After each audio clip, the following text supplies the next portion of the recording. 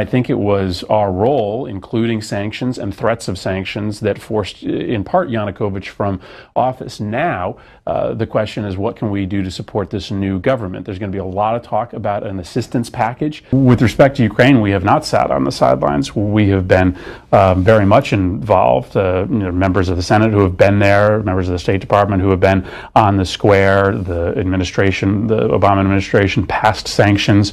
The Senate was prepared to pass its own set of sanctions. And as I said, I really think that the clear position of the United States has in part been what has helped lead to this change in regime. So I know that there is merit in the claim that the United States sort of has these principles and then we selectively apply them. We get involved in certain places and then we don't get involved in other places. But I think if ultimately this is a peaceful transition to a new government in Ukraine, it'll be the United States on the streets of Ukraine who will be seen as a great friend in helping make that transition happen. This is really about supporting one of the biggest, most important countries in the Eurasian region, be able to determine for themselves what their future is. And it looks to people like this is the United States and Russia once again fighting, maybe not in military terms, but on economic terms in a country that we both care about. But really, ultimately, I think this is about us supporting the wishes of Ukraine. And, there is a U.S. interest here. We are in the middle of negotiating a new trade agreement with Europe.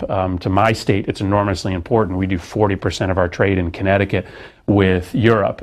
If Ukraine is part of the European Union and thus is part of this new trade agreement with the United States, that could result in billions of dollars in new economic opportunities for the U.S. So we do have an economic interest in the Ukraine being part of the European Union, and we shouldn't be shy about making clear that interest. Isn't it true that Yanukovych was elected for the first time in 2010 for one 5-year term?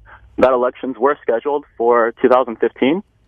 The second point is, why is it okay for foreign ministers from other countries to show up during protest movements, let's say in Ukraine, like the foreign ministers of Poland and Germany, and support the protesters against the current government there? Wouldn't it be something similar to the foreign ministers of, let's say, Mexico and Canada showing up during the Occupy Wall Street movement and saying, yes, we agree that your government is corrupt?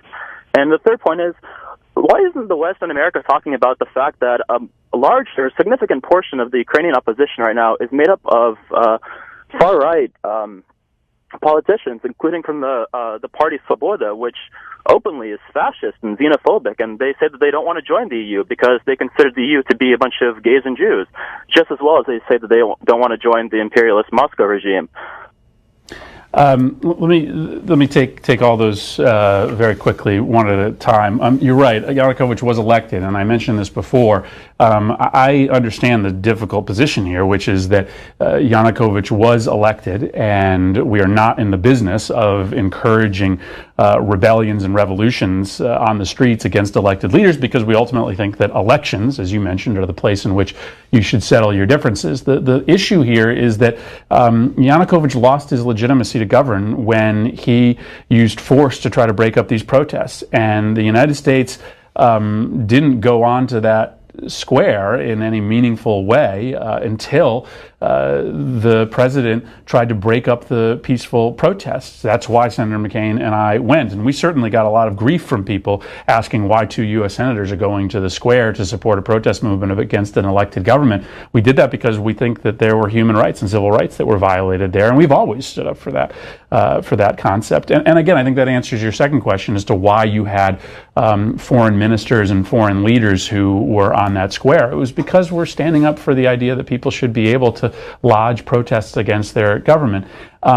You are right that there is an element of the opposition that has some real radical ideas, and there is an element of anti-Semitism that was present on that square. I will tell you from having been there, if there were 500,000 people there, maybe a couple thousand of them represented that viewpoint. And so by and large, this movement completely rejects those radical and prejudicial ideas, and I have confidence that this new government is going to be inclusive and going to be tolerant, and it will be part of our job, I think, as members of the Foreign Relations Committee to make sure that those kind of more radical elements don't have a seat at the middle of the table as the coalition government goes forward.